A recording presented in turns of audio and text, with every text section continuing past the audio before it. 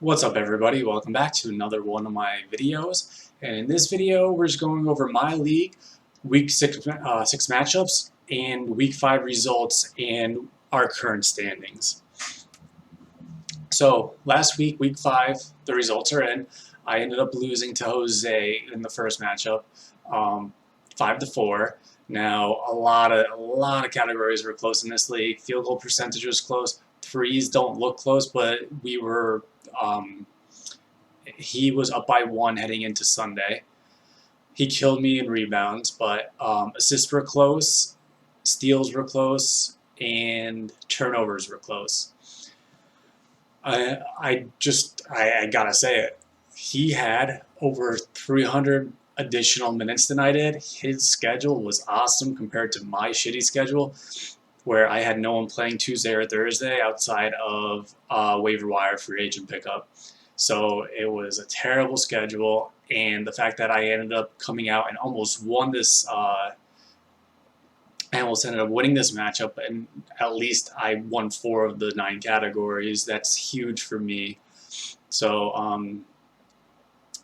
I feel like I'm proud of my team, and then, even though it lost, and I also feel really good about it going forward. It was on fire. My team was on fire, and Jose's team was also on fire.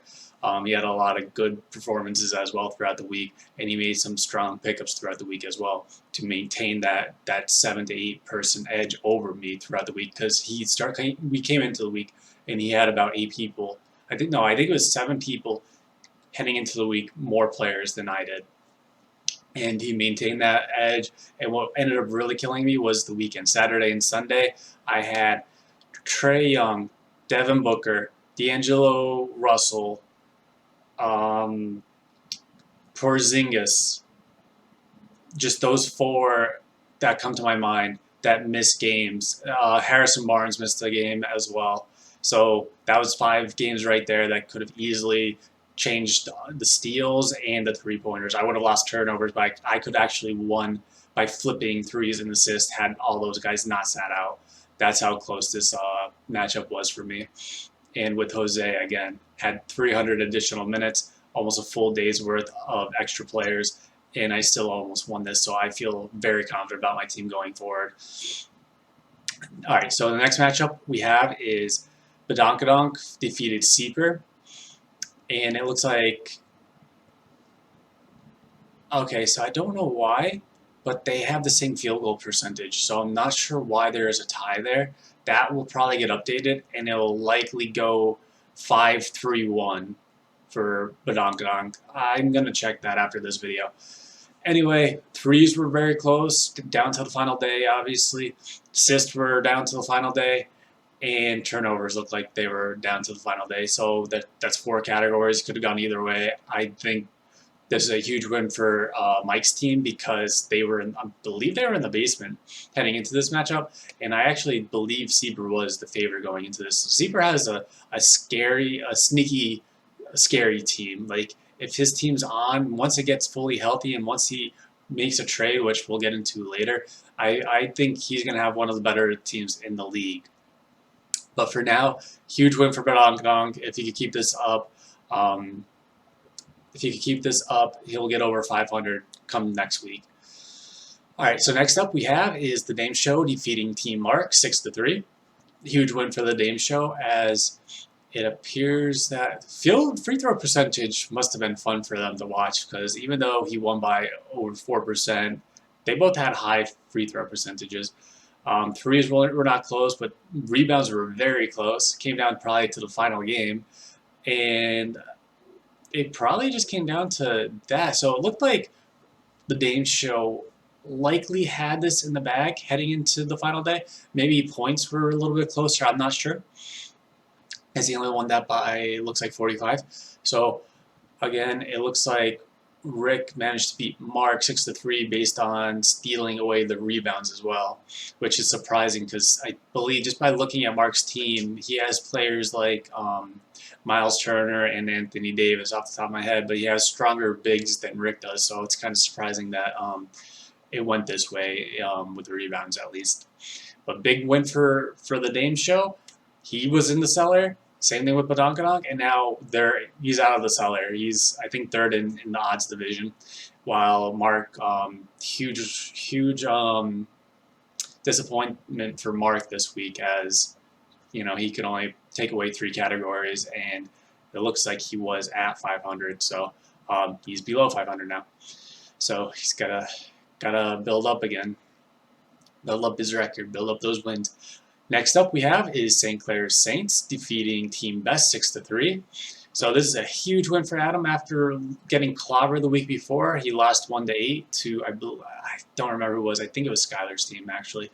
But regardless, he lost big time the week before. He came back with a huge win, got a big 6-3 victory over Team Best, which puts Best in a tough predicament now, as he was 16-19.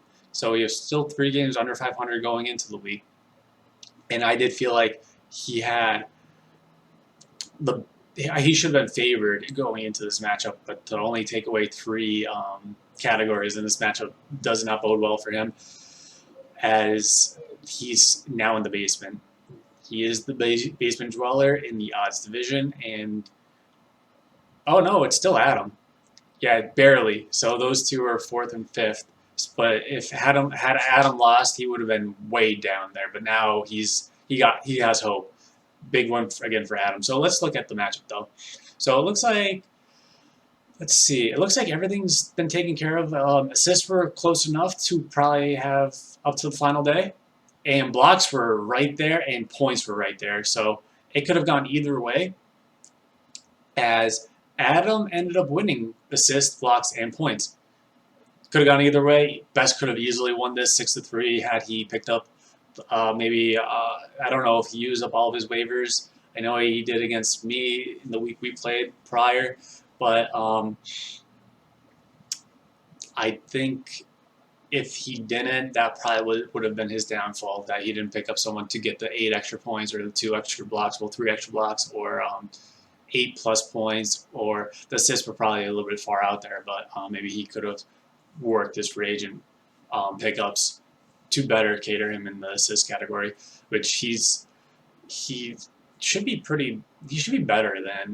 than 127 assists. But I do think his team was still a little bit injured, banged up a little bit. But nonetheless, Adam got the win, 6-3, huge win for Adam. All right, and for our last Week 5 matchup, Team Stewart defeated All Great Ones 6-3. Now, looking at this matchup, it looks like 3s came down to the final day, and it looks like steals were close, as they should. Most people are close in that. But it mainly came down to steals and 3s, which Team Stewart won both of them. Had All Great Ones picked up some free agent players, he may have been able to reverse the trend. He did not. He's not like a free agent guy too much, from my experience playing with him in the first month and a half of the season. But nonetheless, had he done that, he could have boosted his steals and his 3s, and maybe he could have got the 5-4 victory. Instead, he lost 3-6, putting him underneath 500 and giving Stewart the best record in the league right now. All right, so these are our current standings. Now, I am the top my team's on top in the odds division, sitting at a 55% win percentage and a 3-game lead. Now, if you look at the rest of my division, these were all the odd draft picks, and I am the only one above 500 currently. I fully expect Rick's team to, now that he made that big trade, I expect him to tear through the standings and start challenging me for the top spot in the coming weeks, as his team it's very strong. It just needs to get healthy, really. On the other side, Team Best lost to St. Clair's Saints, so now their record is it's half game apart. And that's huge, because if either one of them loses big this week or loses consecutive weeks, we may be looking at those teams to try and make a trade with, as their teams just aren't going to be getting it done. And I do think that's what's going on with Best right now. I hear he's sending offers out to people, trying to figure out what he can do. And we'll get more into the trades here in a second, but I do think between Adam, which is St. Clair's Saints, Team Best, and likely MARC's team, who's in the East. Those three should be seeking out some trades in my opinion. All right, so for the evens division, we have Team Stewart leading the way with a 60% win percentage, and Metal World Peace at a 57% win percentage, who's only a game behind.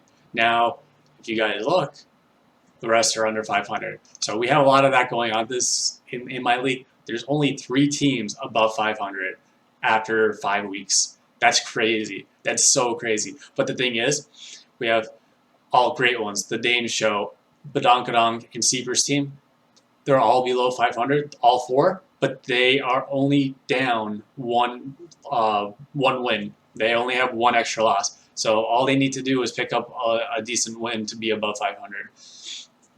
So even though there's only 3 teams above 500 right now, I fully expect there to be more, if not this week, by next week, as there's 4 teams right there at a 49% win percentage, and all they have to do is win a week or 2 in a row, and they'll be above 500. But going back into the evens division, we have Team Badonkadonk and Team SEEPER, who are tied, only 5 games back, and they can make up big ground this week on either Team Stewart or Metal World Peace, as those 2 teams are playing against each other this week. So if one team wins big, it'll push them down to Badonkadonk and SEEPER's level, basically. And then Team MARC, who I still felt like he had a great draft. It's just not working out for him yet. He is in the basement in the evens division, so right now I still think he holds the 8th seed. I think that's how this league works. I should probably look into that, but I'm pretty sure it goes. The only thing that's different is the division winners get the 1-2 seed, and then everyone else follows rank based on win percentage.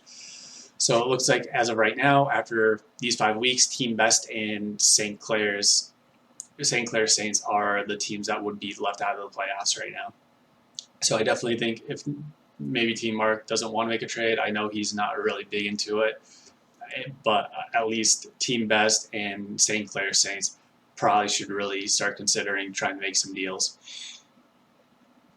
All right, so speaking of all these trades, I decided to put this new little slide in, and it's the trade block. So I'm personally looking to trade a shooting guard. I have plenty of them. I have Booker, Levine, Jaylen Brown, and Malik Beasley. I got the deepest shooting guards in our league, and I think I want to move one. Preferably, I'd like to move either Beasley or Booker, and I'd like to move them for a forward or a center. So if anyone in my league watching this, that's what I'm looking for. Try and hit me up if you guys are interested. All right, so next up we have his best. He's looking to trade Kyrie Irving, Al Horford, Dragic, or Kobe White, and he's mainly looking for assist or steal. So I don't know why he wants to trade Kobe White, because he probably, if someone's trading for White, it's probably for his assist and probably for his steal. I know his steals aren't very good, but nonetheless, he still, I believe he gets over 1. Same thing with Kyrie Irving. He gets about 5 assists and he gets good steals. So I don't know why Best is trying to move that route, but I do know he's been sending trade offers out as well as he should. As if the playoffs started this week, he'd be out. He'd be out of the contention. So definitely smart for him to start seeking trade partners. Next up, I'm just putting this in here. I know SKYLER's told me he's open to any offers, so if anyone's interested, specifically Best, if you're interested in trying to make a trade, I would try and hit up SKYLER for see what he likes on your team and see what you can send him. Next up and last up is SEEPER. He has an overabundance of centers. I screwed up. I only put, because usually the way I work the leagues is we have 16 roster spots, so we have 4 centers, but I feel like having less than that kind of gives someone an overabundance of centers if you have 4. And if they all are good, I've seen it where they run the league. So I made it 3 centers this year, and I took away the additional roster spot. So we only have 15 roster spots. So what ended up happening was Karl Anthony Towns got hurt, and Holmes was on the block. They're not the block, the free agent pool. SEEPER ended up picking him up, and now he has Vukovic, Mitchell Robinson, Holmes, and Karl-Anthony Towns, who is coming back probably, if not this week, then next. So he has 4 centers. He has an overabundance of centers. He's going to have to get rid of one to move Karl-Anthony Towns onto his roster, which means he's probably going to need to make a trade. And it works for him because I've said this before. Ricky Rubio and Anthony Edwards don't belong on rosters, in my opinion, and he owns both. SEEPER owns both of those players, so he should be looking to do a 1-for-1 or a 2-for-1, in my opinion. All right, before we go any further, please, guys, remember to like this video if you found it, well, just mainly if you want to hear about my league, because that's what it is, so you can see what I do right, what I do wrong, and if you know, I only run one league. Like, I have a couple others, but I don't pay attention to them. I just mainly do it for my purpose, to understand better what's going on. And like, I have 1 points league and 1 deep league, and I don't have fun with them. I just have to see what players do in those leagues. But this is my main league, and I just want to show you guys how I fare in my main league, because I only run this league and that's it. So it's do or die for me. And anyway, make sure you guys subscribe for more fantasy basketball content all year round. I try and do 2 to 3 videos a week at the very least. All right, so now moving on to our matchups for the week 6 matchups. First up we have is Rick versus Best. So I updated the teams as of yesterday. These are the current teams. And let's see, I want to do totals playing, but it's pointless right now because of how many postponed games there have been, so I'm not even bothering with that. For this breakdown this week, Rick should be favored in steals and blocks, as Team Best has the worst defensive team in the league right now. Best should be favored in points, though, although it shouldn't be by much. He shouldn't be favored by that much because after the trade with Team Stewart, Rick's team got a lot more points. So if it gets healthy, he should be able to at least compete in points. I don't think he's going to be healthy this week, unfortunately. So I do think Best should be favored in points. Now, I normally would make this the matchup of the week, but it's not, because I would make it the matchup of the week because it's going to be even in field goal percentage, free throws, threes, rebounds, assists, and turnovers. I think either team can win in any of those. Maybe not turnovers so much. I do think Rick's team has gone up with the turnovers, but nonetheless, at least specifically, I personally, right off the top of my head, when I looked at this match, I'm like, all right, free throws, threes, rebounds, and assists are going to be are pretty much going to be even. I did think it was going to be points too, but I was wrong after looking at the season stats. But maybe field goal percentage as well. That could be close, but I would still give Best a slight edge based on Rick's current team. Like James Harden doesn't shoot the ball well. Lillard doesn't shoot the ball well. They both have strong volumes. Van Fleet as well. Bogdanovic has been struggling all season. And the players who do shoot the ball well, like Boucher, Portis. Oh, he has Kemba Walker, who's a bad field goal percentage player too. Let's see, Alec Burks, and even Jimmy Butler is injured. I shouldn't have put him in there. But regardless, oh, and Gordon Hayward, they don't have the strong enough volume to pick up the field goal percentage right now. So anyway, it could go either way in a lot of categories. This normally would be the matchup of the week, but it's not, and we'll get into the matchup of the week soon. So next up we have is Adam versus Jason. For the matchup breakdown, again, I'm not doing total playing because the postponed games, but the teams are as, I did notice I messed up on Rick's, but these are as updated as of Sunday. But for the breakdown, Adam should be favored in field goal percentage and steals, while Jason should be favored in free throw percentage, threes, and assists. And it can go either way in rebounds, blocks, turnovers, and points. So again, this could go a wide variety of ways. And if one of these two teams can win big time, that'll boost Jason to 1 game under 500. So that'll boost him significantly over 500, and close to the top because he's second in the odds division right now. So he'll be challenging me for the top odds division spot, while Adam is also in the odds division. He's still bottom, but a huge win for him can boost him to 500. And when I say huge win, I mean like 6-3 or better. All right, so for our next matchup, which is my matchup of the week, SKYLER versus Jose.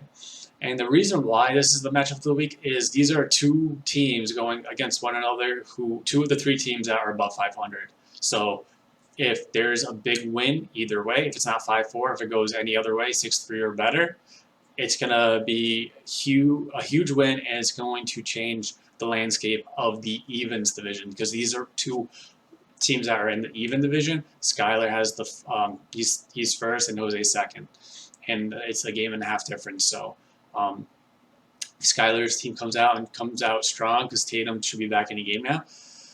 And if he beats Jose 6-3 or better, he's going to have such a wide margin. He's going to be the wide favorite for the coming weeks to stay on top of his division, and maybe probably the favorite to win his division.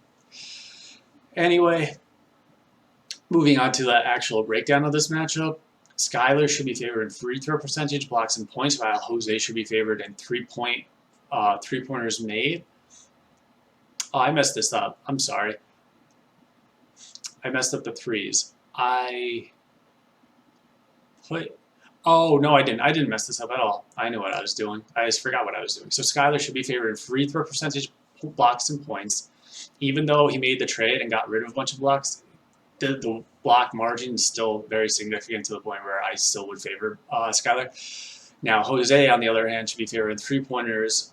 And if you look, it's only a 12 three-point made differential. But since SKYLER made a trade and got rid of quite a bunch of threes, I do think now Jose can be favored in that, as he made some pickups recently where his team is much stronger in threes. Like he has Joe Harris now. Lonzo Ball shoots threes. He has Porter that's back. Justin Holiday shoots threes. Even Griffin shoots threes. You know, he just has a lot of guys who shoots threes. And in any case, now this matchup breakdown, it can go either way in field goal percentage, steals, and turnovers. So if it looks like it's going to go 3-3, and then whoever can win these last three categories, if someone can win all three of those, that's going to be huge in their division. All right, so the next matchup we have is SEEPER versus MARC. SEEPER should be favored in assists, steals, and turnovers, while MARC should be favored in field goal percentage, rebounds, blocks, and points, and it could go either way in free throw percentage or threes. And the last matchup for the week is my team versus Mike's team. I should be favored in free throw percentage, threes, and assists, while Mike should be favored in field goal percentage, rebounds, turnover, and turnovers. And it could go either way in steals, blocks, and points. We're the 1 and 2 team with the points. We're very close in blocks. We're very mediocre in blocks, and we're pretty good in steals. So it can go either way. And if Mike wins this, he's at 500 or better. If I win this, I make a dent in my division standings. Guys, I'm the top dog in my division. All right, guys. Please remember to like this video if you enjoy hearing about my league and how the progress is being made in my league. And make sure you subscribe, as I'm going to be dropping more fantasy basketball content other than my league videos all season long. So again, guys, thank you for watching. I hope you enjoyed, and I'll see you guys in the next video.